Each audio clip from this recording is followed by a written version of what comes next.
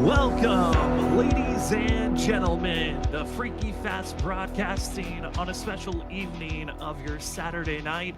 Tonight is a very different race than what we usually give you with our Monday through Thursday coverage of league racing. Instead, tonight is a remembrance race of one of the drivers that we've seen throughout the years here on Freekyfast broadcasting. Matt Opbroek is a driver that we got to see some great memories from him getting his win back in RSR to seeing the amazing runs that he had back in the ISRC Truck Series. Sadly, we've lost Matt Opbroek, but tonight, plenty of drivers, plenty of friends, all want to race for him and his family. So tonight, we take a chance to race at Auto Club for the Opbroek 116 here this evening. All drivers that are participating here tonight pay $25 to join. All of those proceeds heading to the family. And tonight also, you have the opportunity, if you'd like to help out the Opbroek family, by going down in the chat. There's a PayPal link there to donate as much as you want, or just sharing the link about this stream is another way to help. There's been so many people across the iRacing community, other realms of the world and aspects that Matt has touched in his own ways, and we are so happy to have those that have helped out to donate and help out this family that is hurting at this current time. But again, tonight's to honor Matt, honor iRacing, where we've seen him be on track so many times in the past, and we are honored here on Freekyfast Broadcasting to give you the coverage of the Opbroek 116. My name is Sam Dyer. Joining me up in the booth this evening going to be Zach Hall. There's going to be plenty of other names and voices you're going to hear throughout the night. We've kind of opened it up to the drivers that if they have something that they want to voice in remembrance of a great moment, or just thanking Matt of being in our lives, they have the opportunity to do so. So we're expecting a lot of different drivers to hop in again throughout this evening. But Zach, I know tonight a lot of these drivers driving with a heavy heart. It's going to be a difficult night, I think, for ourselves up in the booth, but it's going to be a tough one, but we're expecting some great racing overall this evening. Definitely a tough situation here, Sam, but I'll tell you what, these guys are doing a great job of remembering Matt. You know, this is the most important thing, is keeping him in memory, and right here you get to see it, number 16 there, just getting to remember, you know, what he used to do, the hobbies, his friends, his family, and everything. And all great job by all the friends here setting up this, and we're definitely glad to be here tonight to put on a race and a show here for everybody to enjoy, and definitely continue on the legacy and memory of Matt. So we'll see how this all kicks off, but certainly qualifying underway right now, and it looks like Nick Crawford at the moment holding the top spot over Nolan Potter. So speed's looking very, very good from the 74 team.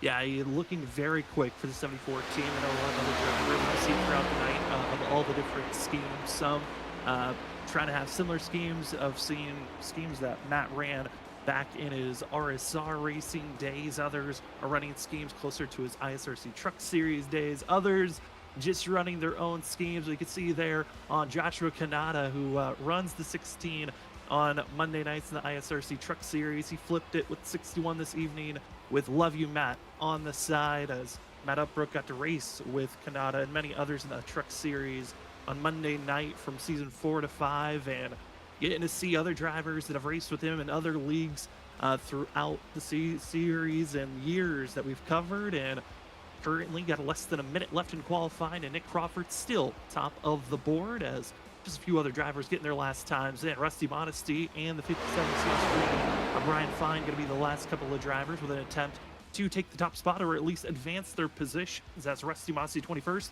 Fine going to be 22nd position as they cross the line for the 57. Rusty Modesty only able to go up to 20th position. Fine able to move up to 16th place as our last driver to get a qualifying time, and it only feels right, Zach, that it'd be the driver that gets in that 16th position. That is exactly right. Yeah, that is, I mean, perfect for sure. And you know, great times from everyone, and let's see how this race unfolds here. This is a great racetrack. It's going to put on quite a show, and a great place to do a memorial style event. As the drivers are finishing up qualifying, I got a couple of rundowns of how this evening's going to be going down. It's a straight 116 lap race these drivers are going to be having this evening. No stage break like we see in our league racing throughout the week. Those drivers will have one faster pair, only 3 extra sets of tires in pit road, 100% fuel load, and as these drivers are just finishing up qualifying, they're going to be starting to grid up. We're going to take an extra lap of pacing to remember Matt, as we will have some of the drivers moving up to the front. It's going to be Michael Sheffield, who's going to be the lead driver of our first pace lap. We're going to have 2 in total as the field grids up. We'll take a look at our starting grid here this evening, as taking the top spot for the Opbroek 116. It's going to be the 74 of Nick Crawford. Nolan Potter going to be in second position. Ryan Bird will be in third. Fourth is Travis Everett, with James Catrone in fifth position. GT Hawkins will take sixth place in the 4 machine. Andrew Little, 68, will take seventh. You're going to be seeing Gregory Smith going to be in eighth position, with GT Rosari ninth. Tyler Dangler finishing our top 10 in that 19 machine. Starting in 11th is the 17 car of Kevin Zabladil. Alongside him in 12th, it's going to be the 24 of Richard Gonzalez. 13th in qualifying is going to go to the 29 of Curtis Preston, with 14th in qualifying going to the 28 of Tony Brent. 15th is going to be held by the 5 of Matt Hayden. Alongside him in 16th will be Brian Fine in the 57 machine. 17th is going to go to James Fitzmaurice. 18th is going to go to Michael Sheffield. We'll see him position himself to the front of the field. 19th is going to be Corey Moore, and rounding out our top 20 is Joshua Kanata. The last few drivers in 21st position is the 6 of Rusty Modesty. Jackson Simpson going to be in the 22nd position for the 77. Matt Lang will be in 23rd, and Dale Lee will finish out our 24 drivers here this evening. There are a lot of other drivers that also signed up for this race that sadly had complications that pulled them away from being able to race here tonight, but it's been a full community come together moment, as again, plenty of drivers have donated already to help out with the Opbroek family with their loss. But our drivers are about to be taking off and rolling here, as the one driver that's going to be up front trying to get up there immediately is going to be seeing Michael Sheffield, running a scheme very similar to the ones that he ran throughout his whole entire career for Matt Opbroek, as he tries to get up front and pace for at least one lap. But Zach, I mean, always a tough night when you've lost a driver that you've broadcasted or known, as you see that 16 Superflow machine very close to the scheme that Matt Opbroek ran in his one and only win on iRacing League Racing at Indianapolis. But it's a tough scenario, but what an honor seeing so many drivers come together for just this one race. It really is an honor. It just shows what type of person Matt is. So this is definitely, our hearts are definitely filled with a lot of sadness right now, but definitely a lot of remembrance also. So this is a great, look here for everybody doing this. And, even myself, I commentated RSR way back when.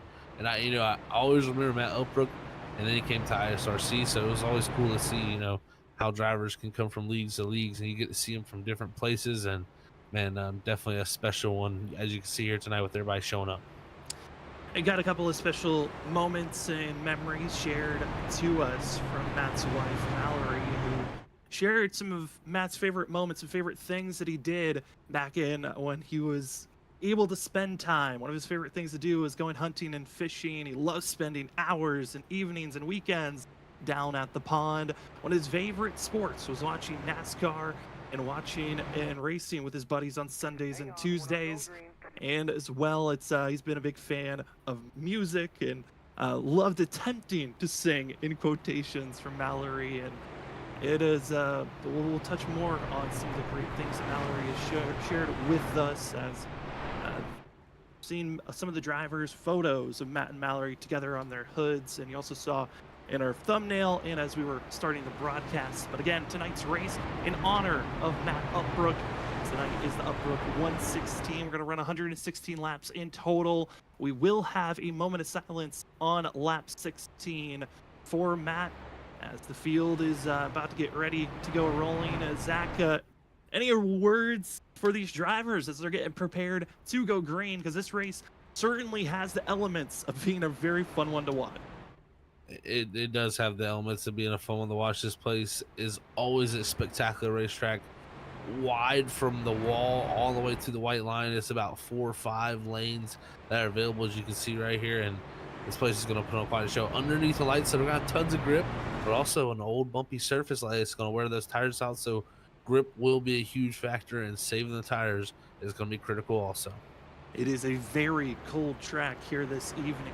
Ambient temperature 67 degrees Fahrenheit. Track temp 68 degrees Fahrenheit. And actually dropped since we've been pacing. And this race going to be ending around at midnight in sim. So it's going to be a cold night for these drivers and the tires. We'll see how well they can get themselves prepared as we're going to be having our final pace lap of the evening before we go green again. Tonight's race, a remembrance, but if you'd like to help donate and assist with the family as they're going through this hard time, in the description of this video as well as in chat, there's a PayPal link to go press and donate as much as you want. And if you're not able to donate, we understand finances can be hard. Also, just sharing this link of the broadcast is another great way to just inform people, let them know about the incredible race that's going on, honoring one of the great drivers that we got to call here on Freekyfast Broadcasting. For some of these drivers, a great driver that got to experience racing with, of Matt Opbroek. As the field is hitting the backstretch, we're stacked up, about to go. About to be taking off. It's Nick Crawford, Nolan Potter going to be your front row with Ryan Bird, Travis Everett, James Catrone, GT Hawkins, as well as Andrew Little, Gregory Smith, GT Rosarian, Tyler Dangler going to be your top 10 drivers as we get ourselves prepared for tonight's race. It's all in honor of Matt Opbroek and the amazing life that we got to experience and share with. We got to see him in so many different leagues. Matt in iRacing got to run 261 races. He had over 100 top 10s, over 50 top 5s, one win that was back in Indianapolis that we got to experience here on Freekyfast Broadcasting. But tonight, another memory to be notched in as we get to honor Matt Opbroek in the Opbroek 116. From Mallory, from Maddox, they love you, Matt. Hopefully you're watching somewhere. They'll love you always and forever as the drivers take off and go and roar down into turn number 1. It's Nick Crawford, Nolan Potter starting tonight's Opbroek 116. Dead even start from the front row with Nolan Potter around the outside, tries to hold that outer groove. It's going to be Nick Crawford sliding up, but it's going to open up the door. Now Ryan Bird looks to the inside. We're going to be 3 wide down the back straight for the lead on the first lap. 3 wide. Potter's going to have the advantage on the outside, but it's going to be seeing Nick Crawford stuck in the middle. Ryan Bird all the way down to the white line. They're going to be staying 3 wide as they exit out of turn number 4. And Nolan Potter in the 34 machine keeps his foot in the throttle, but we stay 3 wide as it's going to be the 34 leading lap number 1. Nick Crawford not giving up as the rest of the field trying to find their own spacing, but this is the type of racing we're going to be seeing for a lot here early on. Pack racing, hard to get away, and it's all about the tires. How will they stay together? And also, can you find the space to be around one another? Because that's the hardest thing, Zach, is making sure your surroundings are clear and you're not running over each other. That's exactly right, Sam. Yeah, this is going to be fun to watch. Right now, it's going to be very packed up, draft battering a ton, but you got to manage the tires still. It's still somewhat of a guessing game on how this is going to play out. As you see up there, they're still dicing for that lead as Potter slips back to the inside of Crawford after he cleared him. Now Potter's actually going to clear up front for the lead. So a little bit of switching back and forth for the lead, but right now it's going to be very close. But I think as those tires start to wear, we're going to really see some comers and goers, so to say, as drivers finally go. Crawford trying to find a way behind Potter to stay in line with Ryan Bird, as well as GT Hawkins behind them. Your top 4 all on a good line, trying to pull away from the madhouse that's going on around 10th position. It's 3 wide, almost 2 rows deep, and they're almost a stack 4 wide. Even further on back, they're stacked 4 wide here as the field is squeezing off the exit of the corner. Small taps here and there, but they hold steady as we continue to stay gripping, starting lap number 4. As the field is getting a lot more antsy and saying it's go time here in the middle of the pack. And it is, man. These drivers are going at it back here, and this is where you got to get out of this mess. So I think that's why you're seeing a lot of drivers push right now to get up to the front of this field, is to try to get out of the mess back here. And this is what we love to watch, is right now the drivers pinball back and forth over those bumps. And that's what you'll see all night. Those cars jostling back and forth as they ride over those bumps with the stiff suspensions. So the drivers having 16 on the side of their vehicles. Their actual numbers going to be on the rear quarter panels of these machines. And we're seeing the crew trying to find a way to make the passes. Front four, I should say, almost fully a second ahead of everyone from fifth on back. As fifth on back continues to stay 2 by 2, almost 3 wide as they squeeze back and forth. And all of this pack racing is killing their momentum and time. But at least the group knows if they get in line and start to push together forward as one, they can catch up to that lead pack. But this is just a lot of hard racing that's hurting the group as a whole. This is wild to see, and like you said, it's really boy that front four. We'll see if someone out of this pack can come forward and maybe have managed their tires well. But as I say that, this group's battling, the front four battling too, as Nick Crawford's going back to the inside for the lead, and GT Hawkins is actually making a pass on Ryan Bird. So drivers swapping positions once again up here. Swapping back and forth. How much are you willing to throw away your race early on? Again, all these drivers do have a fast repair, so they've got a fast repair, kind of a safety net under them. If they make a mistake, wreck their car out, and go through a critical fail moment, they can reset and get back into this race quickly. But I think that's what's enabling a lot of this hard-nosed racing around one another. And the field knows, hey, we want to put on a show here this evening as lap 6 is completed. We find ourselves starting lap number 7, 10 laps to go until lap 16, where we have our moment of silence. Definitely nearing that point now. This group's still battling back here really hard. And it's going to get a little bit more mixy as it goes on, because as those tires start to wear, I watched them in practice a little bit. It seemed like a few drivers were starting to lose the rear end of these race cars. So getting side by side while you're loose can be a scary condition, but everybody going for it right now. As you can see, all the lanes being utilized. For some drivers, it's be patient, wait for when everyone else's tires start to fall off. Others, it's take off and go. And I was hearing under practice, as the drivers had almost about an hour and a half of practice before qualifying started. They were saying how it felt like tire wear really wasn't feeling like there was a massive drop-off compared to when they first started to run. It took a long time before they really started to feel the tires just fall away completely. But here this evening, we're seeing the pack starting to get a little bit more single-filed out. Not much of a huge 3-4 wide cluster that we were seeing a while there from 8th only back to 19th position. Instead, we're starting to see that outside lane kind of be the preferred spot to be. That's what it's looking like right now. That outside lane definitely looks strong. Same as the 60. Gregory Smith's going to pull up alongside Tony Brenton. The 28 is now. They're going to go off into one. It speeds upwards of 190 mile an hour. Now they're going to come through the exit of 2 and see if this outside can roll. And that's what we've seen a lot of here tonight so far. That outside lane, just the momentum down the back straightaway, the draft from the drivers ahead has really helped. And look now, Sheffield even looking to the outside. Seeing Tyler Dangler in the 19 trying to stay calm for himself. This is just outside the top 10. A couple of drivers wiggling and bumping off of the corner, and everyone trying to always use the momentum when it's there. It almost hurt Andrew Little in the 68 machine. That white, green, and orange machine trying to hold it inside. The rest of the field still trying to find a way to close out on our top 4 that still have a 1 second lead gap from 4th back to 5th place. That top 4 have done a great job to continue their pace and stay where they're at currently. Right now, still everyone trying to find their footing where they feel the most comfortable. Tonight's a tough night.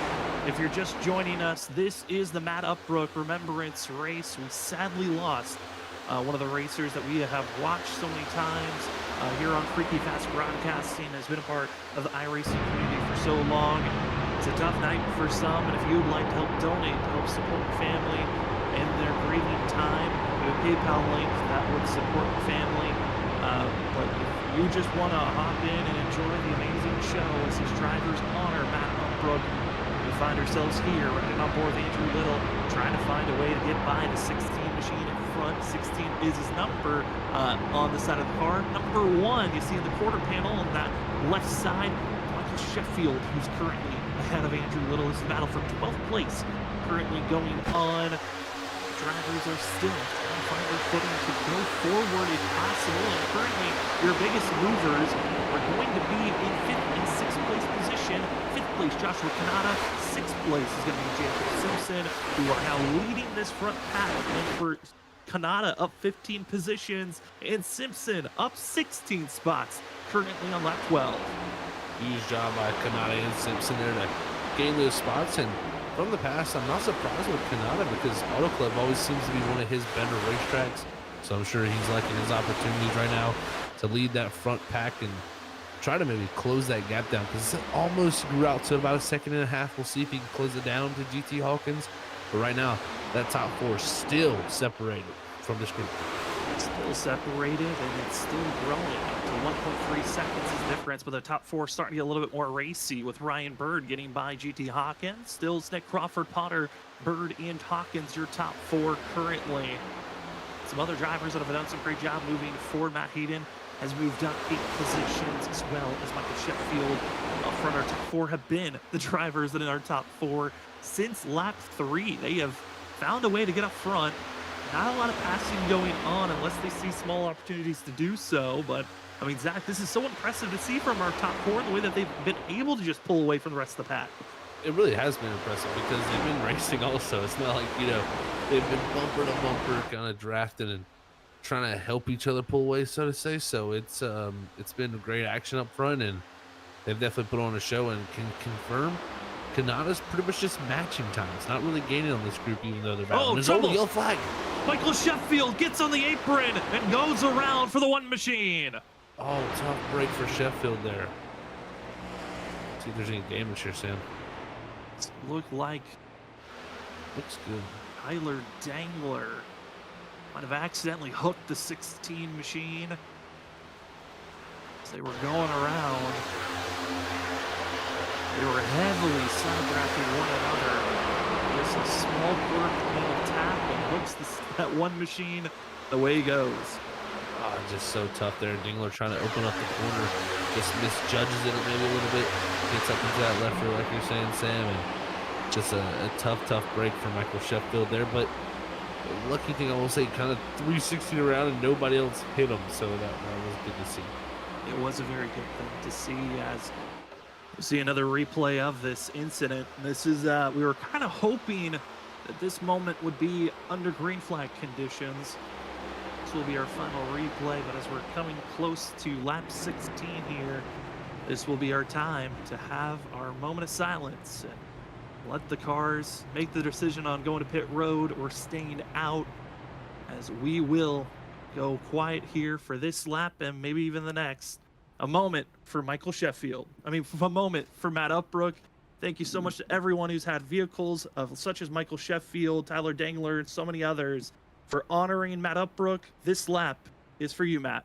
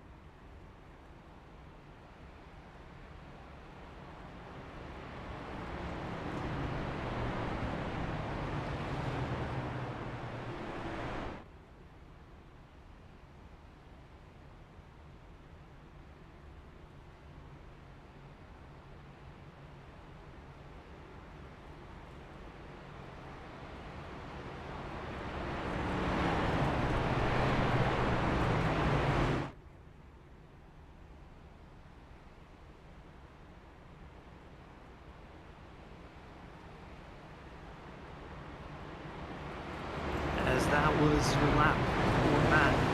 We will miss greatly. I know for seeing the drivers out on track, family and friends. This race so important to them on getting to see drivers come together on a game that Matt enjoyed so much and building community with. Zach, I know this is going to be one of those races that a lot of drivers are going to look back on and see the moments in time. I know the drivers were communicating over this pacing time, saying, "Wow, I mean, it's kind of, they didn't want the yellow to happen, but at least it was two drivers with Matt Upbrook schemes that got together, so we got to show Matt a little bit more." That's exactly right. And also, it kind of prolongated that moment too, so like made it a little bit longer. So we'll take that any moment we can get there. And definitely a great moment. I think a lot of these guys will remember here for a long, long time. Here is we're going to get ready to go back green flag racing here, Sam. And I think from what we've seen, we got some pit stops. It could get a little wild here. Got a few drivers further on back taking tires, some not taking any at all. Most of them in the top 11 did not pit. But for us, let's give Matt a true crank it up moment. Let's go green, cranking up the engines, and hear these drivers and engines roar as we are back to green flag action here at Auto Club for the Opbrook 116. Enjoy the engines as they fly around this course.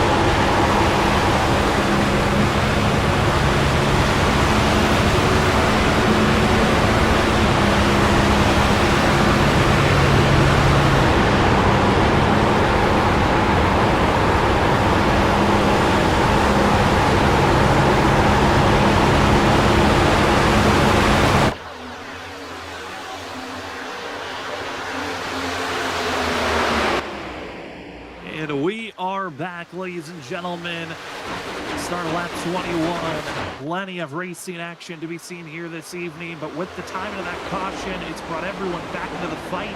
And now it's going to be some new drivers up front. Joshua Kanata, our biggest mover so far, up 19 positions. And now your new leader this evening. And also some other drivers getting into the mix. We're seeing GT Irizarry. Jake also going to be seeing that of Simpson into the mix. And Zach, this is what I think that caution was needed for, is all the aggressive drivers that worked so hard to get into our top 10. They finally have a chance to battle who were formerly top 4. Yeah, they do, man. This is heating things up for sure. Kanata just rockets to the front, and watch the lap times too. He was about 2.3 tenths off his fastest lap time, and I think like what you alluded to earlier, really the lap time doesn't fall away too much here from Auto Club. Really the only thing that falls away is the balance of the race car. It doesn't really lose too much lap time. It's just mostly a little balance changes that can make those differences. But man, oh man, right now we're seeing everybody going for it, and right now a lot of the new tires still stuck back in 11th. Yeah, but the fastest lap was from someone who took 4 tires. That was Brian Fine that last lap. We got the fastest lap of the race. Not a Crawford going to be up front, as well as Nolan Connor. They're slicing and dicing back and forth for that second and third place position. Also seeing Ryan Bird with the long dive bomb for the 49, the inside, trying to get by that 77. Not able to do so just yet. Also seeing Curtis Preston, who's getting into this mixture. Also Gregory Smith And it's a joy to see some drivers getting up front that were kind of stuck in that 15th and 14th position. Now having a chance to find up front inside of our top 10. That's for sure. And I think Curtis Preston for sure was saving his tires. He's found some good speed here these last few laps, able to break his way up to 6th. But look now, Nolan Potter has got that draft on Kanata. He looks to the inside, but again, it lines up on the outside and it pushes when those drivers line up. And I think that outside line is going to be able to hold on as Potter sliding through 1 and 2, trying to clear, but not going to be there. I think it's going to be too tough for him here because down the backstretch, he's going to lose out. Joshua Kanata going to be getting a push from Nick Crawford, former Alliance teammates in IRacing Truck Series, and also drivers that race around one another on Wednesday nights here on Freekyfast broadcasting for the WSSR Cup Series, and getting to see a lot of familiar faces that we cover throughout all the different leagues we call here on Freekyfast broadcasting. A lot of these drivers raced with Matt Opbrook throughout either the RSR days or ISRC. Able to see everyone come together for tonight. It's such a memorable time to remembrance of Matt Opbrook. It's been awesome to watch. And again, if you're just joining us, and if you would like to help in raising money to help with the family and just any money ways to financially help, there's a PayPal link in the link of the description of this video or in the chat that's pinned at the top of the chat that you can press and send any donation. Already a lot of drivers have donated even more than what they were originally asked to do to just enter and race here this evening. An honor to see the drivers come together for such a special time and helping a family that's hurting at this moment. But drivers are currently on track, and it's going to be the one with the freshest of tires. It's Brian Fine looking at that 57, just making the inside lane work with the fresh rubber. It is incredible to see the speed difference that Fine has over everyone else, especially through the center of the corner. It's really the corners where the speed is there, and that's that grip level. It's just a little bit more grip with those tires. She's able to stay a little bit more flat foot to the throttle.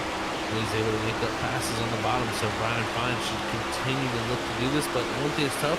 Look at him lining up on the outside. That's what we call the train going past. Is the draft just pulls you along on that outside lane. You got to be really, really quick on this bottom to make it work. And luckily, the 57's got speed with tires. Yeah, it's a very familiar sight. If you watch a lot of foot races on iRacing in the past, a lot of the past generation of Cup car, the outside lane was just so dominant. It was always a risk to pull down low. You needed to have an extra space in front of the driver to try to pass and slide it from them. Not the case currently, but we're going to be 4 wide, seeing a couple of drivers pushing into one another off the exit turn 4. They're able to keep it pointing straight for now, but it is still the one machine of Michael Sheffield that just cannot get away. He seems to be the magnet of the night, trying to show off that one machine even more this evening. He's definitely been a little bit of a magnet, so to say, and always got to love that paint scheme. Definitely a great one that Matt used to love to run. So cool to see Michael out here repping it for him, and it's definitely been putting on a show for us because there's been a lot of action right around this car for sure. And right now another car looking to its inside here off the exit of 4, and it's going to be Tony Britton at 28. So we see the hood of the machine picture that has been posted around of Matt Opbrook with his wife Mallory, and seeing them together. Mallory shared so many great moments with us on how great Matt's been as they had their newborn son who's becoming a year old in just a few days. He was born back in November 14th of 2023. And Matt loved hanging out with his son Maddox as much as he could. Certainly tonight, Matt is smiling at the racing and smiling on Mallory and Maddox as we continue to race, coming up to start lap number 30 of 116 this evening. It's going to be a long one, I think, for these drivers overall. The question that's going to loom, if we are able to stay clean and green, of when do you go into pit road? Because we have 11 drivers that did not pit, and they are still on about 30-lap-old tires. They had the caution, the extra pacing of this race because we had those 3 extra pace laps. It kind of might change how you're thinking about your fuel window for this stint. It's very, very true with those added pace laps. It could definitely be a little bit of a hindrance to them, but I think what we're going to see a lot of these drivers do is try to get to around lap 40. think that's going to be the marker they're going to try to hit. Then they'll try to also pit again, once again, around lap 80, and then take it to the end of the event. But we'll see if they can get there. Is the fuel there with the extra pace laps? It's going to be close. It's going to be extremely close as Joshua Kanata still leads the charge up front with Nick Crawford behind. Simpson also in tow, but we're seeing Curtis Preston on the inside, the 29 machine, trying his best to move forward, but it's fine with the better tires. That's right on the back bumper and trying to woo the 29 forward through those corners in the exit. Oh, they're in the grass there, a couple cars. Is this full wide down the front straightaway? I think it's TJ Hawkins and Corey Moore that are both going to be the drivers in the grass, both green machines. Trying to get a little bit more grass and green on those as 45 or more will be falling down in 22nd position, trying to stay attached to the draft as they're falling back. It's going to be Dale Lee as well as Matt Lang. They're having their own duel back in 23rd and 24th position. But GT Hawkins as well as Corey Moore, they've got to resettle and try to attack to go forward as seeing Lang and Lee. Where will they be able to get some assistance and help? Because their lap times, they're pretty close to similar to what the drivers or that are running in 14-17 ran that last lap. Just a little bit off the pace and a little bit away from the draft, but they're close enough that if they hit the go button, I think they might be able to run down some of those drivers ahead of them. Very true. They could possibly look to get themselves up there into the mix and get in the draft, and it's definitely going to be something they want to do. But I tell you what, it's getting kind of wild around 5th, 6th, and 7th. Ryan Bird, GT Azari, this grouping here has been battling, and Brian Fine on those new tires, he's flying right now. He's worked his way up here and around these drivers. He's up into that 5th position. He's going to be at some point here fighting for the lead. He was back around 20th position. He took those 4 fresh tires and marching his way forward to Brian Fine and proving fresh rubber is king here tonight. The only issue is that the rest of the field, they understood they entered tonight with only 3 sets of tires. Fine using one of those 3 sets from pit road. He's left with just 2 to the end of the race, and that is going to be a tough race to conquer, knowing you only got 2 more sets all the way to the end of this thing. Yeah, pretty much that's it.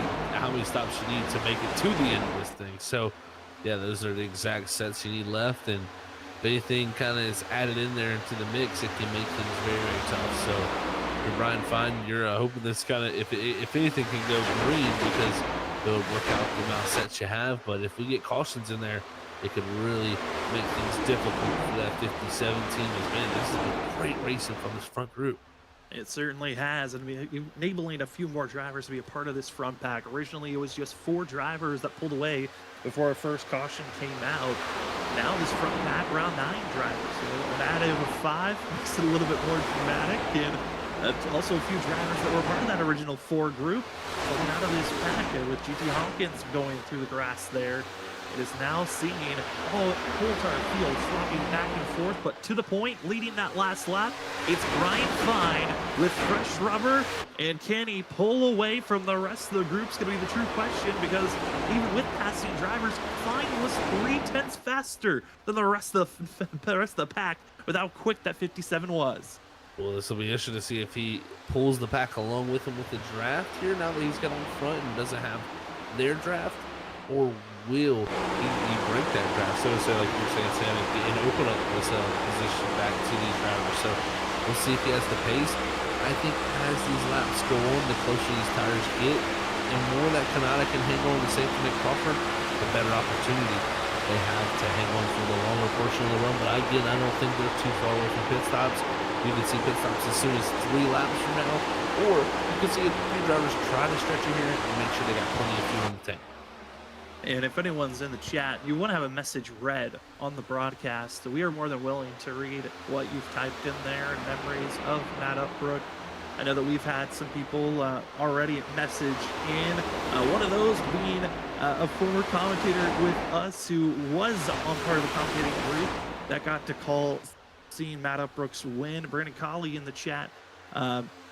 Terribly saddened to hear about Matt. Always a friendly guy to talk to and a great guy to race around. Hearts go out to his family, and I know a lot of people are feeling that same sentiment about Matt Opbrook. Sad passing of him. And here tonight, again, honored to see some of the best racing you could ask for this evening. We do have an update of we have lost one driver. That's going to be Matt Lang, who just gave us an update on the fact that his power's been flickering down for a while, and he's just going to call it a night here this evening. You hate to see that for a driver.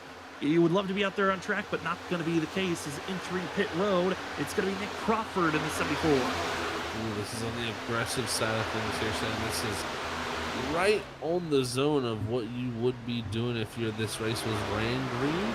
But again, he's had caution laps, so this is definitely something that Nick Crawford is going to have to think about how this is going to work for him long term. But we know Nick Crawford always willing to play the strategy, but yeah, willing to play the strategy game. And I think what also made him think, you know what, we'll stick to that strategy, is how fast Brian Fine has been just climbing through this field with fresh rubber.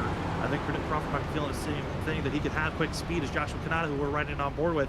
He now tries to slow up to make a pit road call for himself right now. A few other drivers attempting to make the call into pit road, but it's only going to be the 74 and the 61 making their pit stops known here early. Still going to be 9 other drivers that need to make their stop before we find ourselves with others thinking about their pit cycles, but 40 laps in, and it has already been some great racing up front. Fine currently leads with GT Rosari. We see here in 3rd place is Ryan Bird as he makes the pass to stay in front of Curtis Preston. Simpson's behind them, Travis Everett, Nolan Potter, and also seeing the 60 machine of Gregory Smith. More trying to think about pit road, not going to be the case. It's going to be Preston who gets trouble trying to slow down. Into the grass goes the 29 machine, hits the inside wall, trying to get spun back around and go pointing straight. But it looked like he was thinking about pit road, and just a simple mistake on that transition. We'll take a replay to see for sure what happened to Preston here, but an odd spin into the grass, no yellow. But you hate to see that for the 29 machine. Looks like he was battling here with the 49 Ryan Bird, and I don't know if he was maybe making that decision to come to exit pit road here or what. Yeah, I think he was going to come to pit road, but it was just way too quick there, Sam. And I think decided that, whoa, I am not going to make this, so I need to get back out there. But unfortunately went across that grass, and from there he was just the passenger for a ride, it seemed, across that grass. Went along, other drivers, Corey Moore entering pit road. Seeing Joshua Kanata get an extended stay as he's now leaving pit road now. Other drivers, it's going to be Gregory Smith now into pit road, as the rest of the front runners thinking about making the call. Those that have not pitted here tonight: GT Rosari, Ryan Bird, Everett, Simpson, Otter. Going to be the front drivers. Is making the call in the pit road is going to be Travis Everett as well. A huge pack of drivers following behind from 9th place. It's going to be Kevin Zapladil as well as Michael Sheffield. Tony Brent going to be entering pit road to get service done following the 13 of Everett. The last few drivers that have yet to pit here tonight, going to be GT Rosari, Ryan Bird, Nolan Potter, and Simpson. They're going to be the last 4 that we know have to be thinking about pit road here at least in the next 3 laps, or if not sooner. Definitely gonna have to be thinking about it at some point. And I tell you what, watching the 14 in GT here, who's closed up the second here, up to Brian Fine. I tell you, his pace is extraordinary, Sam. He's really one of the only drivers keeping it in the low 40.1s to 40.2s, while others are around 40.5 to a 0.4. So he's about 2/10 quicker than really anybody out there on track on a similar set of tires. So GT definitely looking strong on this long run. He could be a huge factor before this thing's all said and done, especially driving up with Brian Fine, who has about 14 to 15 lap fresher tires. A few drivers having to stay a little bit longer. Looks like Gregory Smith caught with speeding on entry. So a 40-second hold into pit road. Going to be 2 laps down. Should be 1. This whole pit cycle has completed. Entering pit road once again looks to be Michael Sheffield, who had himself a penalty. Also another driver with a penalty, going to be Travis Everett, who had a speeding penalty off the exit, had to re-enter into pit road. So a few drivers at the cleanest of starts that they wanted to have, but they will re-enter and readjust as this long run continues on.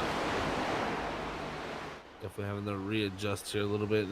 It's going to be interesting to see when this all cycles through, kind of where everybody's going to be, because Nick Crawford, one of the first drivers to hit pit road, he is, well ahead of, it looks like, even Joshua Kanata. So just a little bit of an undercut is a big gap. Yeah, I mean, looking at some of the drivers that are still out there on track compared to their fastest lap, they're about a second, 1.2 seconds off one another is the difference on their fastest lap to their last lap. They put down. We're getting service done with a holding penalty. So Travis Everett goes to stick pit road. As Simpson now going to be making his stop into his box. Kind of back up for a quick moment for the 77. As for the lead, goes to GT Rosario over Brian Fine as they'll stay side by side. As GT is now going to be making the call on the pit road. Also following behind is going to be Ryan Bird. Not surprised as well, going to be Nolan Potter. Those are the last three drivers that have yet to pit since we took the green flag of this race. Everyone else is either topped off, took tires under our first caution of the day.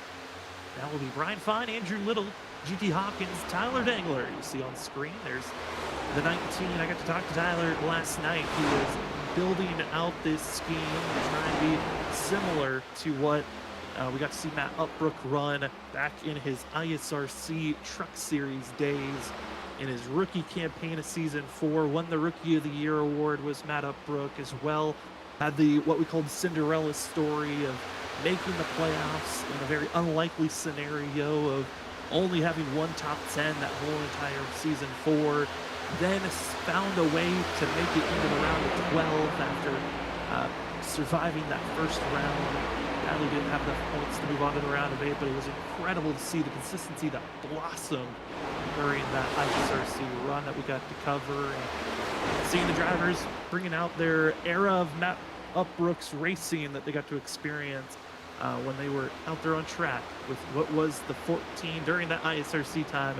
It was the 15 out on track. Here's the 4 of GT Hawkins, who had a wild ride through the grass just a mere 15 laps ago, and Zach has done a pretty good job to keep the loss of time to a minimum, even though going through the grass. Yeah, only about 6.5 seconds off of Brian Fine, our leader. So good job by him. And a lot of these drivers who have stayed out the longest right here, these are all drivers who hit pit road with that first caution. So interesting decision by them to stay out this longer time, but this is giving them a little bit more strategy and availability in their pockets. So it's going to be fun to see how that all shakes out once it's said and done. But right now, definitely a great job for GT after that slide down into the grass. He's holding on pretty strong, but a lot of drivers on new tires there. You're going to see Nolan Potter going by right here. That's just the fresh tires that they have, and it just shows you the speed difference there. A massive speed difference, and it has been fun to see how pit stops will change this race. It will continue to change this race as we move on, as we get ourselves prepared to take our first commercial break of the evening. Tonight is your Matt Opbrook Remembrance race. Matt, we will always miss you, but it was an honor to know you. As we will step away for a quick moment watching the Opbrook 116 here at Auto Club. We will be back right after this for more Auto Club action. Who will take away the win here this evening on a very special night? We'll be back right after this.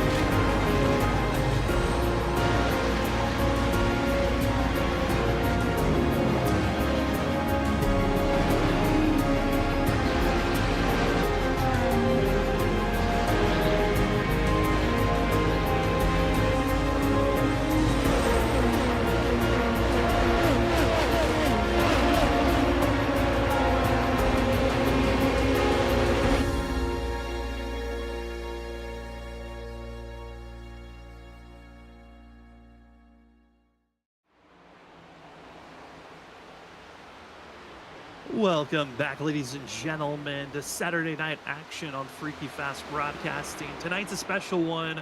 We are honoring the driver of Matt Opbrook, who sadly passed away over these past couple of months, and a driver that we were honored and blessed to even have a chance to broadcast over in multiple different leagues that we covered. And tonight, all those drivers have been touched and honored to race with, those that became best friends, others that just wanted to honor Matt, out on track, giving us the Opbrook 116 this evening.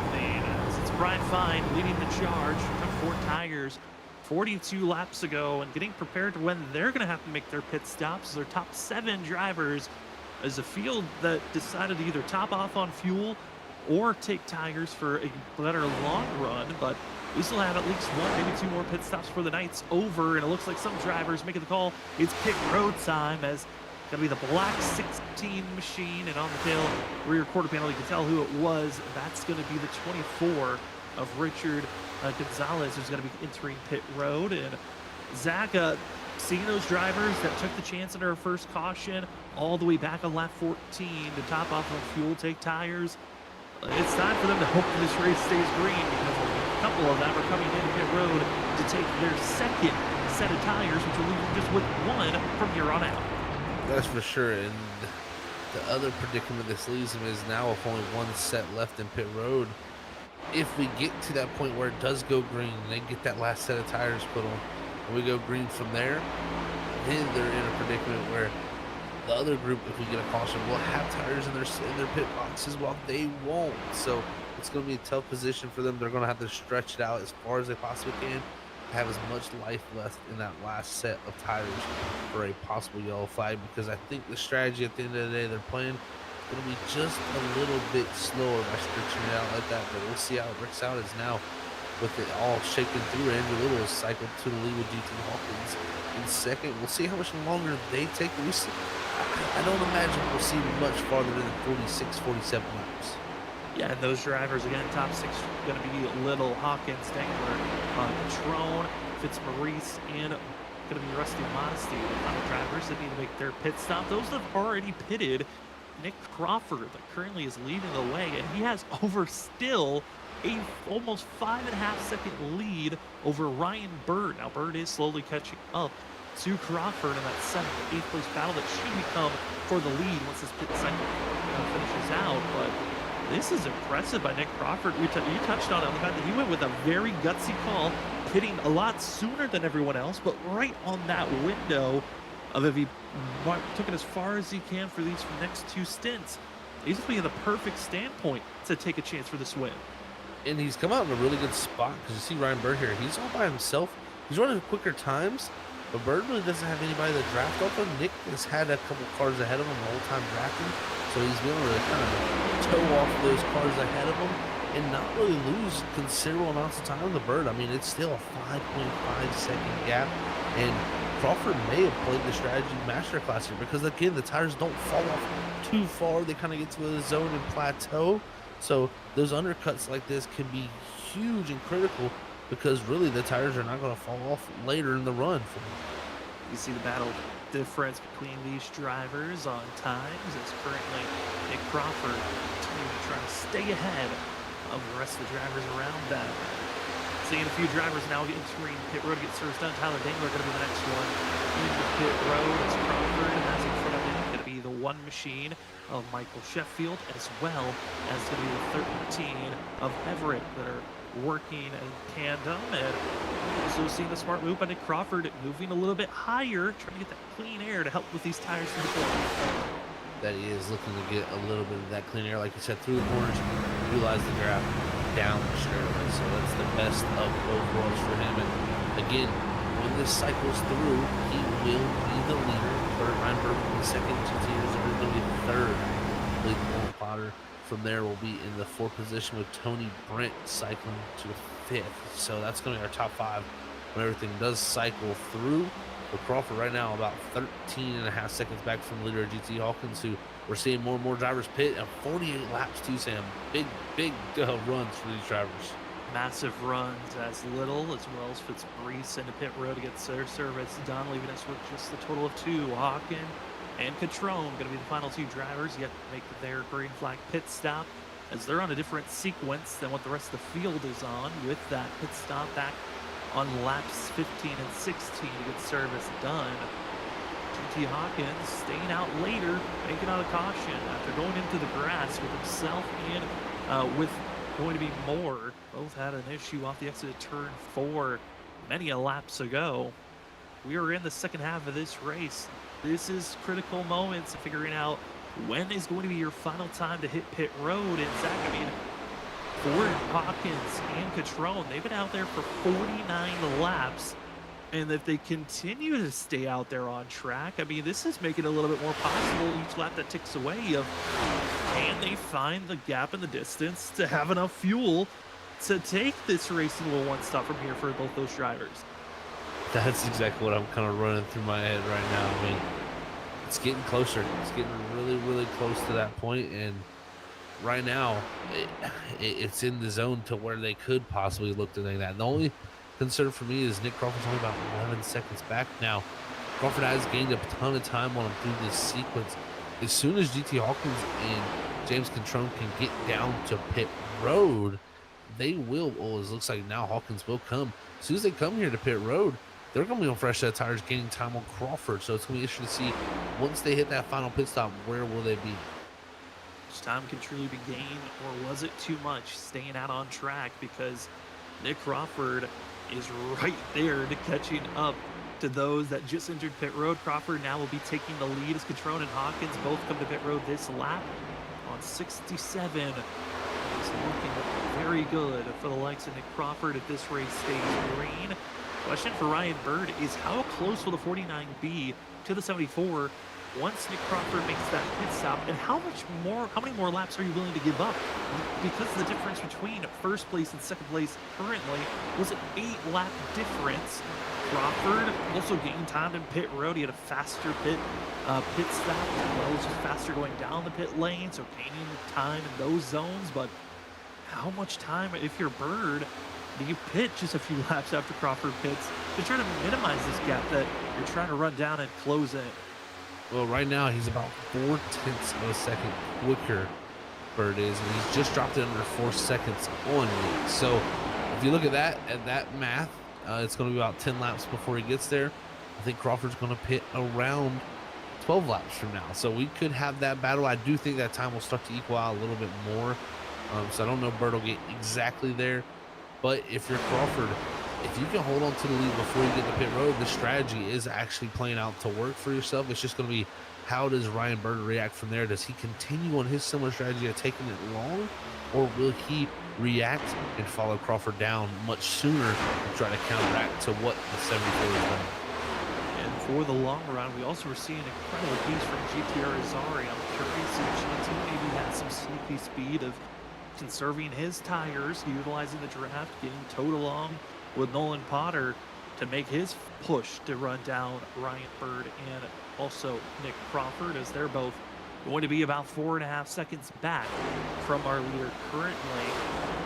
Crawford's going to be passed by Catrone, who's going to unlap himself, leaving us with a total of 8 drivers on the lead lap. Still Fitzmaurice as well as Modesty trying to catch up and pass Nick Crawford, get back on the lead lap just in case there's a caution. Field is still staying green. Only one caution here tonight. He's back on lap number 14 this evening. We have stayed clean and green since. It's been a special night of seeing this green flag racing because, I mean, Zach, we both know, we've covered a lot of races here on Freekyfast Broadcasting. Auto Club has a weird sensation of it's either the cleanest racing you're ever going to see because of the amount of space that's out there, or it's just a pure wreck fest. The drivers running into one another and just not able to hold their own lane. You're exactly right. It's either one of the two. It's never in between type of race. So, yeah, this place, once you get enough laps and you do start to see that separation, it is a track that just goes green for long amounts of times. But those restarts, just because of the wide, variety and of lines that you can run, also the wideness of the track, the bumpiness, it all gives you so much availability and long straightaways with the draft to really race hard. So this race has that ability to go from one end to the other, but right now it seems to be in that position of looking to go long. And I tell you what, that gap that we were talking about with Nick Crawford it is shrinking very quickly now, Sam. Only a second and a half back to Ryan Bird.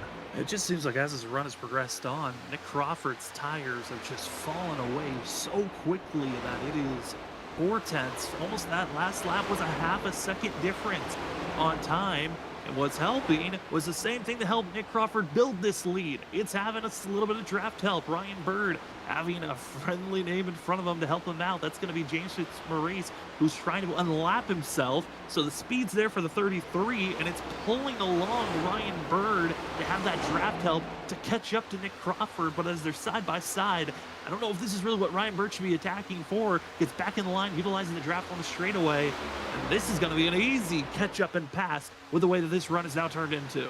As in Crawford's lap times are falling away, 40.76 to Ryan Bird's 40.4. So you're looking at about a 3/10, almost 4/10 of a second gap and delta between lap time, and Bird still trying to get past Maurice here, Fitzmaurice, but still stuck behind him. But they are gaining the time that is critical for him here. But if you're Crawford, you're going to want to fight and claw here to keep that 49 as close to you, so your strategy still works. If you're Nick Crawford also, are you looking maybe at the way Ryan Bird is just using up these tires and saying, all right, I'll back off, I'll save a little bit here, so when that 49 catches me, I've got at least some type of energy left in my tires? Or Nick Crawford could be setting up for a chance to go into pit road right when that 49 is about to make the pass for this lead position and equalize all this time that's being lost. Is Rusty Modesty, who's been running down Fitzmaurice, both the 6 and the 33, in a mindset of we need to unlap ourselves to get back on the lead lap just in case the caution flag comes out. We don't need to rely on the lucky dog spot. The 33 goes wide, goes on the outside, able to make the pass. Rusty Modesty going to be following suit as well. And just like we were thinking about, there goes Nick Crawford right when he gets caught by Ryan Bird. It's into pit road for the 74 team. And no surprise with that, Sam. I think, like you said, you called that perfect. Bird had caught him. Time to come to pit road for the 74 now. And he knows what he has to do. He probably needs to manage his stuff a little better because he fell off a cliff there at the end. So he really needs to keep that stuff together if he wants to be able to hold back Ryan Bird. And also GT Arzari coming into the picture here late too. That 14 always quick on the long run. I'm curious on your thoughts on this. There are a few drivers. I know when we first had our green flag pit stops, Nick Crawford was the absolute first driver to enter pit road, but he was not the first to pit this go around. First drivers, Kevin Zablito and Matt Eden, they actually were the first. And Ryan Bird making the call to pit road as he slides and spins on pit entry. The 49 throwing away second place in the chase for the lead. It moves GT Arzari now into that second place position as everyone goes into pit road for our front runners and our favorites. GT might be the new one to watch out for trying to run down Nick Crawford.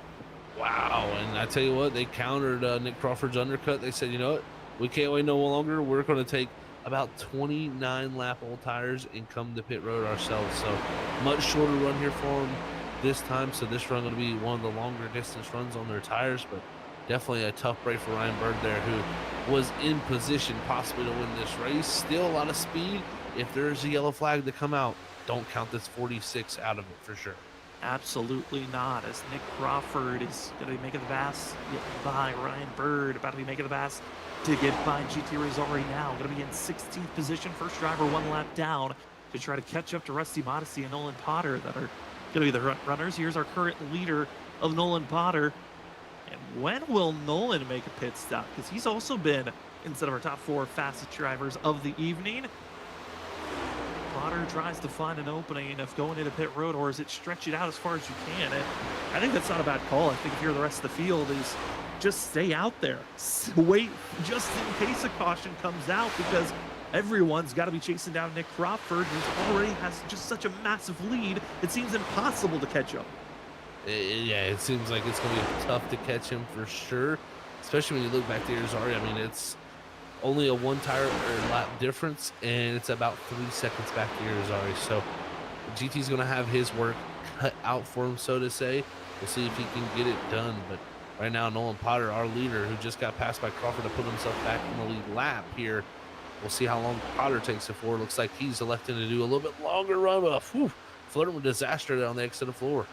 Also going to be seeing more into pit road further on back. Battling for second place is starting to get a little bit more active. as Tony Brent going to be now making the call to go into pit road for the 28 machine, as Brian Fine just made that pass to move up. You're also seeing drivers that are a lap down trying to make their charge forward. It's going to be Matt Hayden in the 5, the 17 red machine of Kevin Zabladil. They're working on the outside group as they muster their way forward, as the rest of the field's got to be thinking, all right, who's willing to stay out as long as possible? And I think there's a few drivers we already know that are going to stay out as long as they can. One of those being Andrew Little, as well as GT Hawkins. Probably going to be the driver to stay out, but GT's got to be careful of Hawkins. He might be caught by Nick Crawford. Based off what we saw in that first green flag pit stop, Crawford was catching up to Hawkins right before he went into pit road. Yeah, he definitely was. And, you know, that was a pretty big delta on tires. The thing I will say this time, it's only about an 8-lap delta between Hawkins and Crawford. So Crawford doesn't have as big of an advantage this time. So he's not going to gain time as considerably as he did before, but it's about a 13-second gap. So we'll see if he can cut into that if Hawkins can make it. But this is going to be make things, I think, a little bit interesting here coming down to the end. To see if Hawkins has a chance to get that fuel all the way to the end. As Jack Simpson going to be making a pit stop for the 77 into pit road. The rest of the field still waiting on our top, going to be top 12. One more pit stop looming for them. We know that Nolan Potter is going to be thinking about pit road here quickly. So we're seeing a few others trying to work their way around the outside. James Fitzmaurice trying to get by the 1 machine. Is almost making contact up the exit of this corner. Also Catrone ahead of these two, but there's 16 red and white. That's technically the 1. Michael Sheffield ran the initial pace laps as our pace car here tonight. Going to honor Matt Opbrook. That's what tonight's all about, is a remembrance of a driver that we got to call here on Freekyfast Broadcasting multiple times in multiple different leagues. And for the drivers out on track, they get the race to honor a fellow driver, a fellow friend. And here this evening, it's a race that always is hard to call for us over the booth, just because of the fact that it's hard to think that we've lost one of our own iRacers out there, and we cannot believe where we're at right now, getting to honor Matt Opbrook, who again had so many amazing storylines throughout the years to call. But for tonight, these drivers are putting on a show. If you want to honor and help out with the Opbrook family as they're carrying on with this loss, we do have the PayPal down in the description as well as in chat. You can donate as much as you would like, or just by sharing the broadcast, letting people know, hey, there is a way to honor and help family that's hurting right now.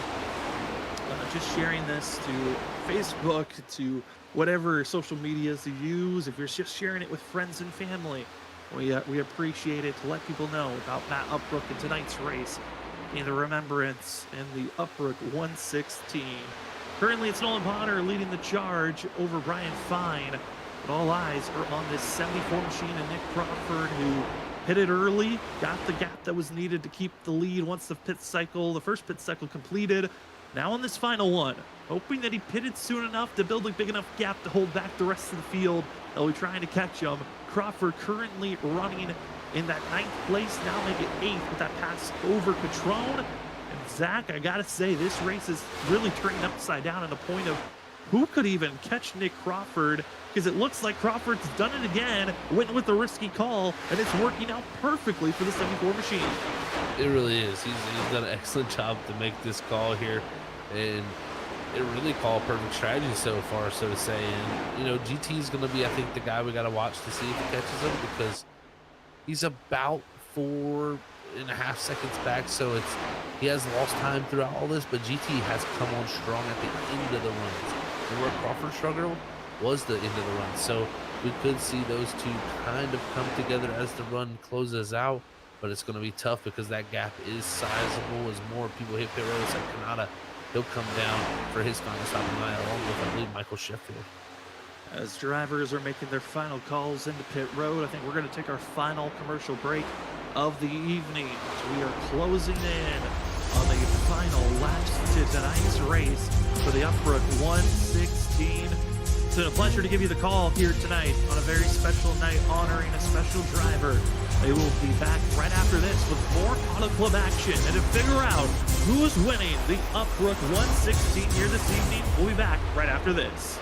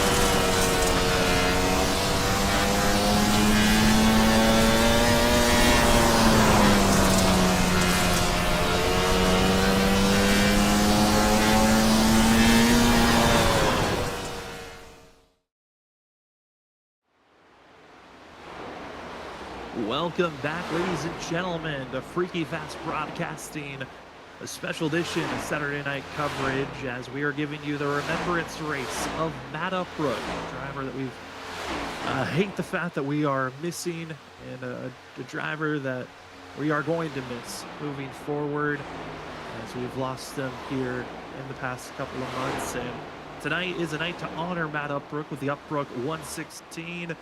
We had ourselves the moment of silence back on lap 16 to honor the driver, as well as seeing some pretty cool number moments happen throughout this evening. The question is, are the numbers going to line up for certain drivers? As tonight's race, it's Brian Fine, Andrew Little, Tyler Dangler, and GT Hawkins, all still out on track. There's a few others as well, but they're all being ran down by one. That's Nick Crawford in the 74, as the run has stayed green since lap 15, excuse me, of this race.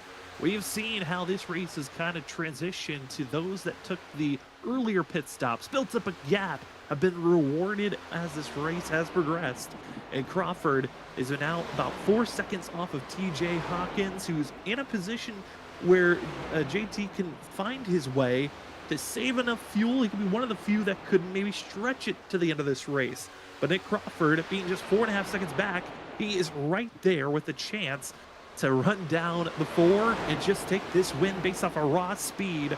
I think that's going to be the critical thing to watch out for. And it's been a fun one overall for us to call. For myself, Sam Dyer, as well as with me here this evening is Zach Hall and Robert Moyer Jr. running productions in the background.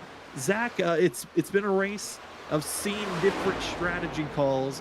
It looks like the strategy calls are coming to an end, as well as giving us some great battles, as the current one on screen is for third place between Dangler as well as Hawkins. That it is definitely giving us some great battles, so to say, Sam. And we'll see, Crawford closing in the gap here with these drivers and really going to see if he has a chance to catch Hawkins, which I think he does.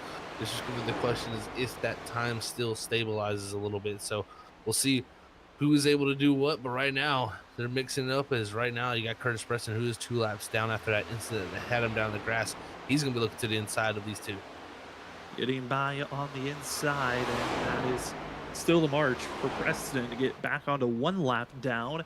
Again, if most of these drivers were expecting to have to make a pit stop, as they have been staying out to try to get a lucky caution to break late here tonight, but there has really been no signs of a caution looming. And more drivers hitting pit road. Rusty Modesty getting service done for the 6th machine. And if you're going to be making a pit stop here late, a lot of the drivers were expecting it's going to be a 2-tire call or a splash and go with the amount of laps that are left in this race. As 20 to go currently, and it only is going to get tougher for the likes of Brian Fine and others. As I say that, though, Fine into pit road, gets service done. He'll gift the lead over to Andrew Little as GT Hawkins about to make the pass, and now we'll slot into 2nd place with Tyler Dangler right behind him. Now we'll see with Hawkins here if he can make the fuel stretch. That's going to be, I think, the huge question to ask ourselves. Can he get that far on the fuel, and will he be able to make it there? So, with the fact that Brian Fine and them other drivers, they're about 7 laps before where GT pitted. So we'll see him probably look to stretch it out here to the end, but I think it's going to be pretty close for him, to say the least. And it was on the farther side of things anyways, but as you see Crawford here, he's gaining in the time. So is GT Irizarry here, who was about a little bit slower, about a hundredth or 2 slower than Nick Crawford last time. So that gap's still about 4 seconds. So Crawford and GT, if it does all cycle through, will be our top 2. And GT, Ryan Bird, they were the ones trying to follow in suit of Nick Crawford and try to minimize the amount of gap that they were going to lose to the 74. Ryan Bird spinning out on his entry to pit road the last time that he entered over 22 laps ago. And that critical mistake might have been the gift wrap reward for Nick Crawford as he continues to stay out on track. Going to be about 3.2 seconds off of GT Hawkins. And currently is the 74 up to Joshua Canada, who is currently trying to just stay in a reasonable state, being 1 lap down at this time. As this race progresses on, 17 laps to go. You see me right on board with Ryan Bird there. There's a few other battles that are still happening on track. Again, all these drivers chipping in There's $25 to race here tonight. All of those proceeds going over to the family to help out in any financial way that they can. Some of the best battles that are happening on course. The drivers that are going to be battling on Tuesday night is Kevin Zabladil pounding and slamming the wall off the exit of turn 2. But Nolan Potter, Kevin Zabladil, they'll be battling against one another on Tuesday night. A few other drivers expected as well, as that will be the championship race of the Challenger Racing League. One of those hunting for a championship, Andrew Little in the 68, as he was one of the later drivers to pit, trying to find a way to stay close with Brian Fine. Fine has used his last set of tires. He's left with what he's got. He's trying to run down and catch up to get inside of our top 10. If possible, is Little. As other battles that are happening on track, there's also the battle for 16th place between Rusty Modesty and James Fitzmaurice.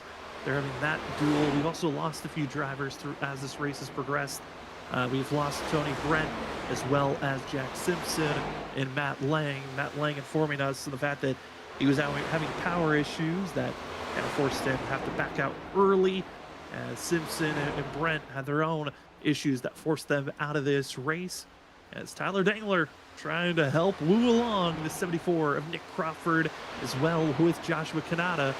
As Tyler Dangler's done his best to stay ahead of the 74, but now no longer. Second place will go to Nick Crawford in the 74 off the exit of turn number 4. As Joshua Kanata drops down to help Nick Crawford with the draft, they get in line, and it's now 1.7 seconds the difference for Nick Crawford to catch up to GT Hawkins.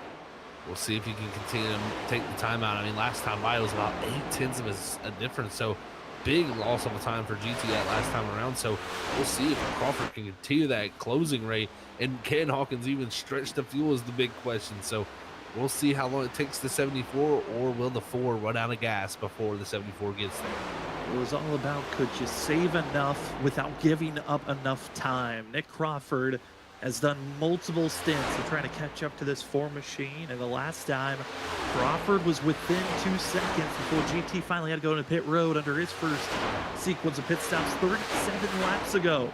Now, on the final push, the final dash, 13 laps to go. It's Nick Crawford, GT Hawkins. It's 1.6 seconds, not as big of a difference cut into that gap since the last lap, but it is closing in. Other drivers that we thought maybe could have been in the hunt, GT Rosari, he runs in 4th place, but he's over 4.5 seconds back from Crawford. Ryan Bird gonna be over 5.5, almost 6 seconds back from Crawford. It is strictly just the 74 versus the 4. Is it enough fuel to save for Hawkins, or is there enough pace to run down this 4 machine? Personally looking at it, Sam, the way it looks for Hawkins, I mean, he made it 50 on that previous run. He didn't have a caution to help him get to that point. It's going to be exactly 50 to the end of this race. So I think he's going to make it on the fuel, unless the draft from the first run where everybody's grouped up together can help a little bit of saving fuel. Hopefully he's been able to save a little bit here off of a few of these cars, such as the one in front of him right there on the 24, Richard Gonzalez. But we'll see if the 4 has enough, because right now it's only about 1/10 of a second that Crawford's gaining in, about 2 that time. So if he has enough fuel, he can hold on to this with 11 laps to go, or will Crawford start to get that draft and get even closer? I mean, it's been kind of been interesting to watch. Both drivers have had their own drafting help to assist them, but that go around through 1 and 2, you saw the 4 get extremely close to the outside wall. Looked like he had to back off just slightly. It's killing the momentum, and that gap is now down to almost 1 second. And what's helping Nick Crawford even more, he's got Joshua Kanata in front of him. Kanata has now just started to get the draft of the 4 machine, and this is going to pull along the 16 and the 74. And no longer is Gonzalez just helping out the 4 machine. It is going to turn into Hawkins. Have you saved enough fuel to be able to just race this thing out with 10 laps to go here tonight? He might have to use that fuel, Sam, because the 74 is definitely closing the gap down. The 16 also, the 61 of Kanata pulling him along, and that's really helping the likes of Crawford. But he's got to about 1 second, and he's kind of stalled a little bit once again. So even though he's quicker, it's going to be tough if the 4 doesn't slow down dramatically. I mean, during this time that this event to honor Matt Opbrook came around, it was a lot of looking back at the past races where Matt's had some of his best runs, times where he was mentioned on the broadcast, and some of the best runs that Matt Opbrook ever had came down to fuel mileage races. Sometimes it didn't work out in the fuel mileage races, but it was good enough to get top 3, top 10 finishes. And here tonight, it's down to a fuel mileage race, less than 10 laps to go. Will it be GT Hawkins fuel mileage, or will it be based off a raw speed for Nick Crawford? Tyler Dangler going to be entering pit road. He's one of the last drivers. I think also Nolan Potter going to be one of the, James Catrone will be the other final driver to ask to enter pit road before the night is done. But it's GT Hawkins as well as Nick Crawford. The gap still 0.7 seconds. The difference is that there's a car in between them of being Joshua Kanata. Does Kanata find a way to get around this 4, or does he just get out of the way and let these guys race it out? Because Kanata right now, he's racing to get back onto the lead lap. He will do so as Tyler Dangler, fresh rubber, the 19, just gets that on track, and that could be another lap car that's in between our leader of the 4 of Hawkins and Nick Crawford. Right in the mix right here on those fresh tires. He probably will start to set sail here once he gets going, or he might just roll over and let these drivers battle it out. But Crawford now sight set fully on the Ford machine. 7 laps to go, and Crawford within a couple car lengths, only 2/10 separates our top 2. The battle surely now on. 7 laps to go here tonight at Auto Club for the Opbrook 116. Picking a track that we knew was going to be racy. It was going to be great for the fans to watch, but also has a chance of giving a little bit of drama. And it certainly has been drama-filled to watch the run, the catch-up. And was Nick Crawford going to have enough time? He is now right there on the back bumper of GT Hawkins. Hawkins doing everything in his power, but it's so difficult when you got over 17 lap older tires and the driver behind you. You're kind of a sitting duck at this moment on top of trying to save fuel. There's not much the Ford can do as Crawford tries the outside lane, trying to find a way to just maximize the speed off the exit of the corner, going with the early apex point, sending the sail to the outside. Inside has the draft, not enough momentum just yet. Finally gets to the quarter panel, side drafting into turn number 3. Nick Crawford marched and worked his way here, and finally the 74 to the inside. Hawkins did everything, but it's not enough to hold back Nick Crawford to the lead as they exit off of turn number 4. Big slide, and it's not over yet. Hawkins still using the draft to be on the back bumper. Man, Crawford hanging on to it right there with 4 laps to go here, and Hawkins all over the back bumper now as he's going to be trying to fight back a little bit here. He's going to have that draft like Sam was saying, and it's going to give him the opportunity here down the back straightaway. As he gets close, he touches the back bumper. Hawkins gets a bump, gets accelerating a little bit sooner. They're going to be tapped in now side by side. Hawkins wants everything to win this race. Crawford will stay high. The older tires still willing to do everything for the win. Hawkins stays low. He's using up Nick Crawford. Crawford got to be careful of the wall. He gets put in the wall. They're bumping and banging. They're tapping one another. Gloves are off, but the white flag's not out. Tyler Dangler gets the draft. Crawford ships sail down into turn number 1 and the 4. Oh, the bait and banging. Is it over yet? I don't think so. And they almost make contact in the center of the corner. Getting dramatic here late in the go, and as Crawford sliding off the exit of 2 here. It was contact off last time off of 2 as the 74 held on. They made contact off of 4 and all the way down the front straightaway. Here comes the 4 once again. He might look to the inside again, but the 74 trying everything in his power just to cover him off and give him that dirty air. He did a good job there, slowed him up, and there the run is gone for the 74. Is now, will the 19 push the 4? No, he goes high. Goes high, doesn't push the 4. And for GT Hawkins, he tried everything in the book besides wrecking the 74 to hold him back and to keep the lead. It just wasn't enough. There's another send and ship sail into the corner, hoping that the tires are going to stick. They aren't going to. Crawford has the better run, and he pulls away once again. And Tyler Dangler not getting the bump again as they exit the corner. And GT Hawkins, 3, going to be soon 2 laps to go, and his opportunities to get back on the 74 are dwindling away. Crawford pulling away quickly, but GT Hawkins was trying everything to slow down the 74 to allow GT or Azari to catch up, but Azari is too far back. He's 4 seconds back with 2 laps to go. too far for GT Azari, but GT Hawkins still close enough. And look at this save to the inside. Crawford here gonna do that late apex cut across the nose, give him the dirty air. But Crawford hits the wall. Hawkins is still there. Hawkins with the big dive and slamming the wall for Crawford. Another chance. 2 laps to go. JT Hawkins backs off, trying to set up for the exit of the corner. Does not want to just throw away this race. Coming up to the white flag. Then the gloves are off. Everything is free game. Both drivers going to be in line. Hawkins, big slide, trying to stay following in suit.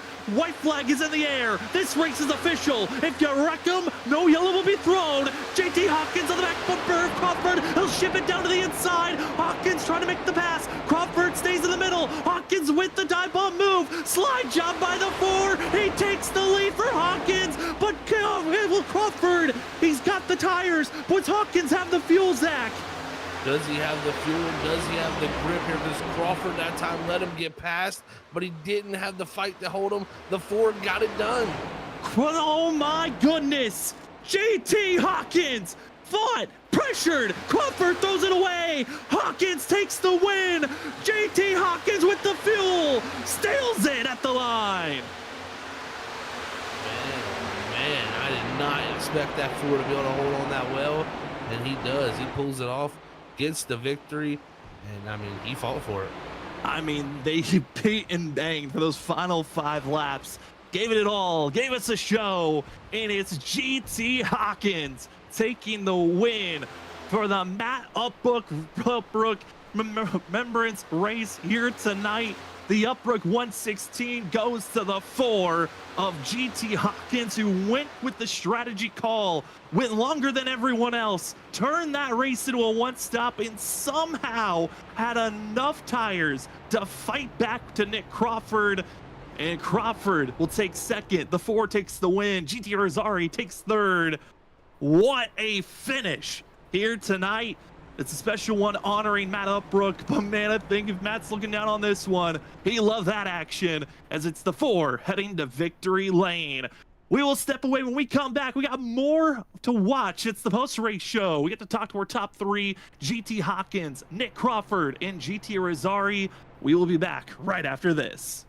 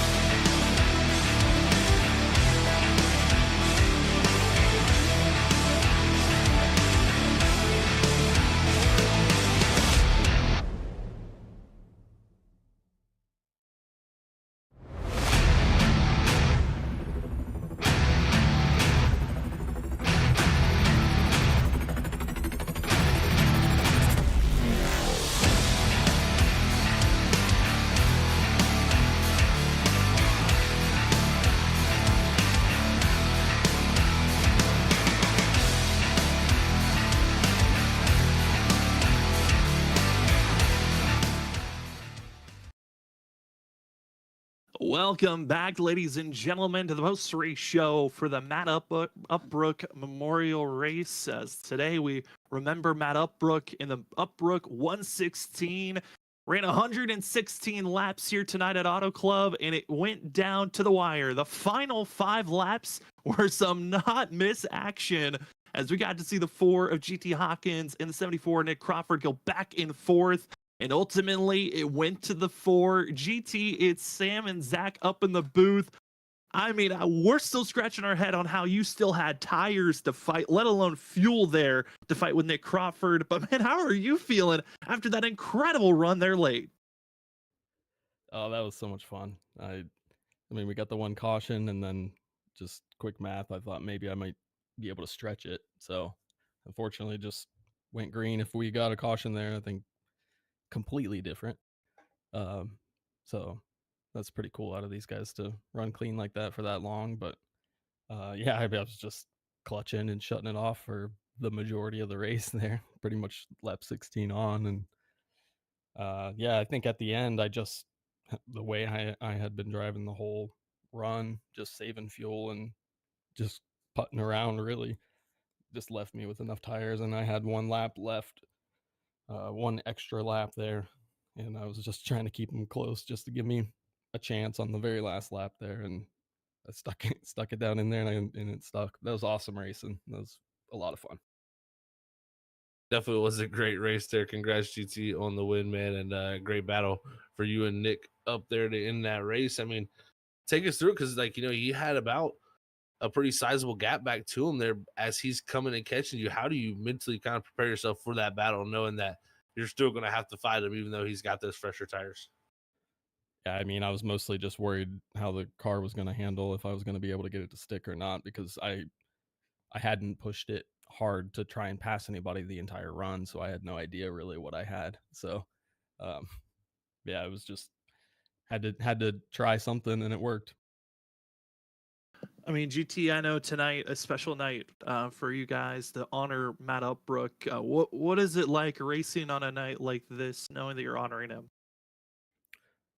Yeah, I mean, I didn't know Matt personally. I got invited here to run tonight, but I think it's a really cool thing. Obviously, he was very special to a lot of people, and um, to get enough people to put together something like this, I think says a lot about who he was.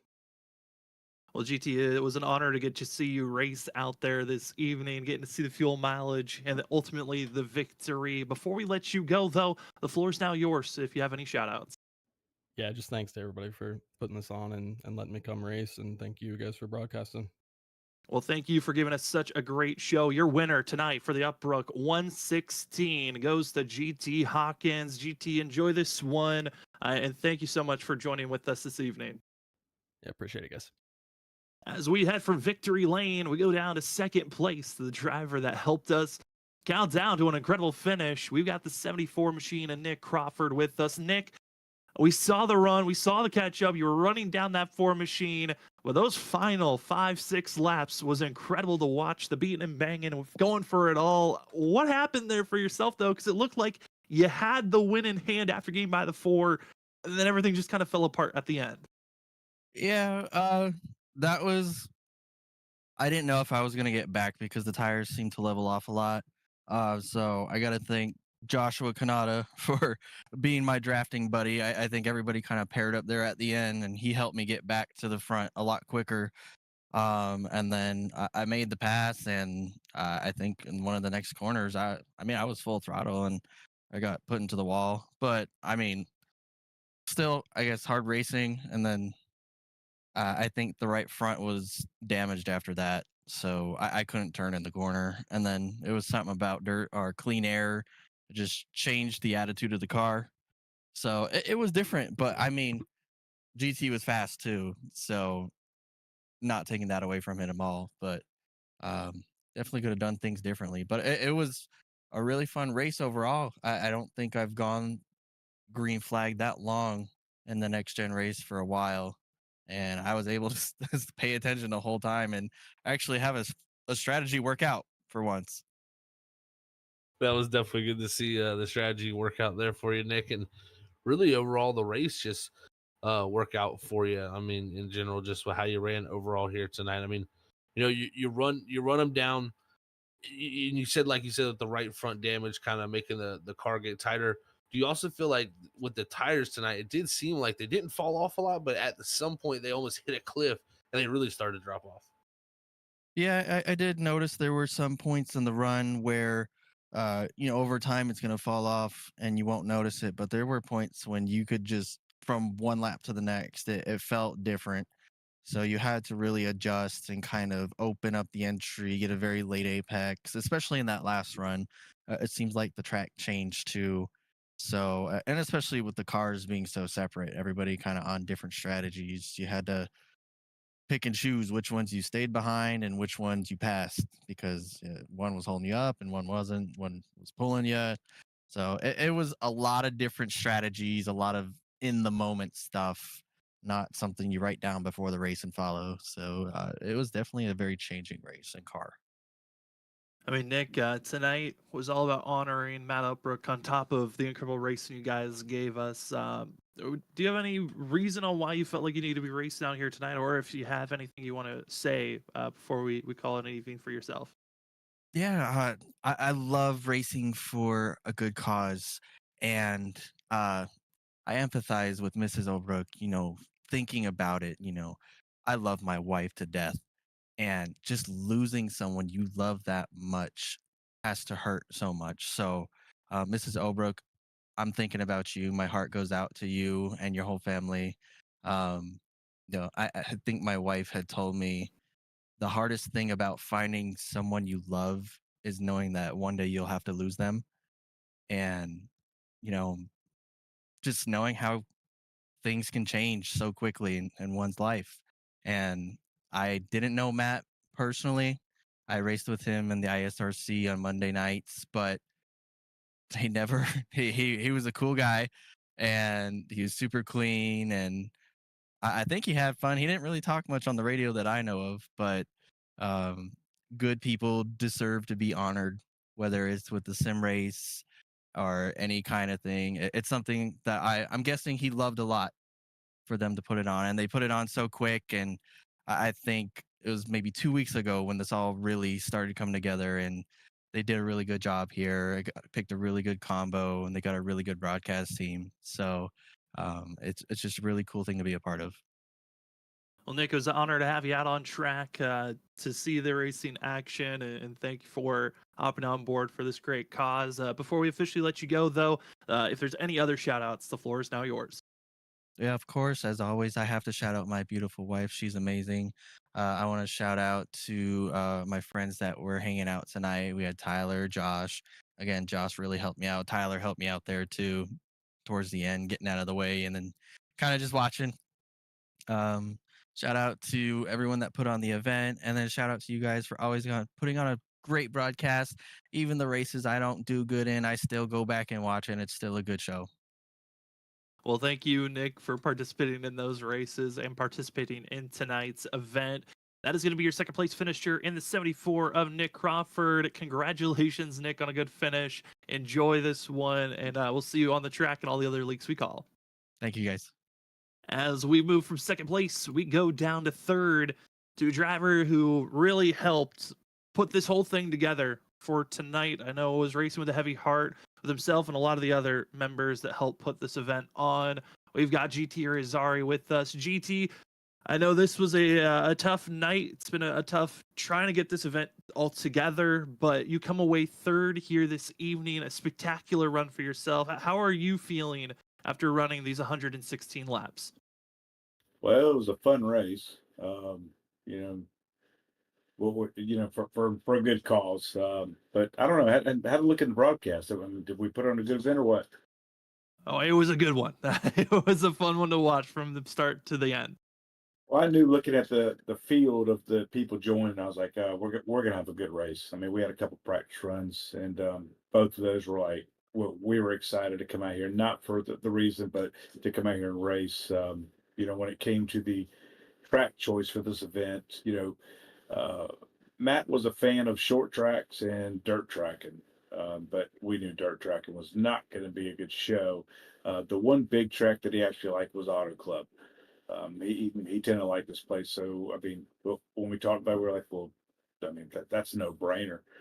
We were really kind of sketchy about the next gen cars though, but they actually did very well. So, it was a lot of fun, man. It really was. And I'm very thankful for all the guys that showed up here to support this. Thankful for you guys for coming out and doing this for us. It really actually means a whole lot. Well, GT, I tell you what, man, thank you first off for, setting this all up with, everybody that helped you, and you guys that put on all this format, of course, and in a tough time like this. But I mean, you had a heck of a race here tonight, man. You really drove through the field and had great long run speed. What else did you need to be up there? You felt like if you're in the draft, I think you could have been up there in the mix. Yeah, draft was key, and they got it at the better time than I did. But no, we were better on the long run, but we just weren't good enough. I mean, but whatever. I mean, it was all about having fun, and we did that. Here's the key: we never use our fast repair, so that's good. If you get a fast repair and you ain't got to use it, then that's an accomplishment there. It certainly is. And I gotta say, GTU, it was a pleasure for us to give this call and be a part of this event. Right now, the space is yours for any shout outs, thank yous, just honoring Matt. It is all yours for these next couple of moments. Well, first and foremost, I mean, it wasn't just myself to put this on. Michael Sheffield, Travis Everett, Curtis Preston did a lot of the, he was like the accountant and all this stuff. So, Brian's been a part of it, Richard's been a part of it, and we've all been in a lot of communication with each other, trying to get this thing going. And Robert, certainly appreciate you bringing Freekyfast on board. And Zach, you've called many races with Matt in it.